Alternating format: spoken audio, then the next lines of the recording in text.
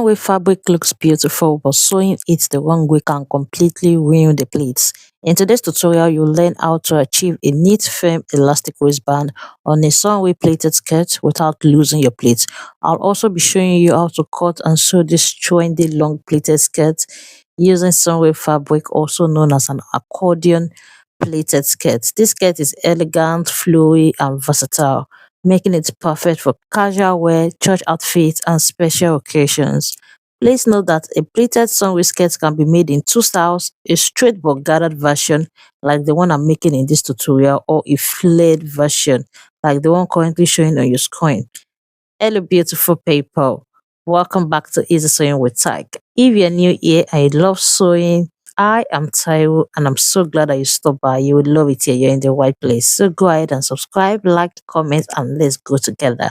And to my wonderful returning subscribers, thank you for always being here. Your support truly means the world to me. Now let's get started. Here's the beautiful fabric I'm working with. It's a black sunway fabric. Alright, I have a total of 2.5 yards here.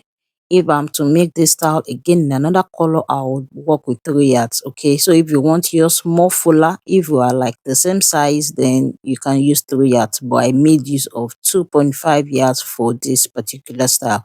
Now I'll go ahead and fold this 2.5 yards into 4 equal parts, just so it can fit in properly on the cutting table. Okay, and this is it. I've gone ahead to fold it into 4 equal parts. As you can see, it is only one opening that it has. Okay, that other part is unfold as it should be, so it has only one opening.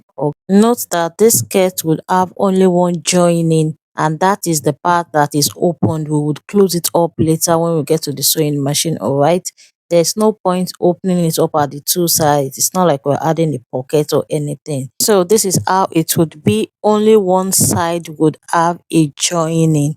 All right, the other side would be unfold. The next thing to do is to go ahead and input your desired skirt length. If you want it high waist or you want it at the low waist. All right, input your desired skirt length. Do not add hemming allowance to the bottom, because we are not going to hem the bottom of this skirt. We are going to leave it with the selvage area that came with the fabric. Then add 2 inches at the upper part for the elastic casing. So if your skirt length is 40, you want to go ahead and measure at 42, then cut it out. 2 inches is for the elastic casing. Okay, you don't need to hem the bottom of this skirt, just leave it the way the selvage area is. And that's all for the cutting. Moving on, for the sewing, the first thing you want to do is to join that side that is opened. I'm joining it with just 1/2 inch. All right, remember that I said I wanted to maximize the whole 2.5 yards, so just join it with 1/2 inch at the side that where we have that opening. And this is what I have when I was done joining it at the side. At this point, you should have something round this way. Then you want to go ahead and fold in the 2 inches, but you're not going to sew directly at the tip.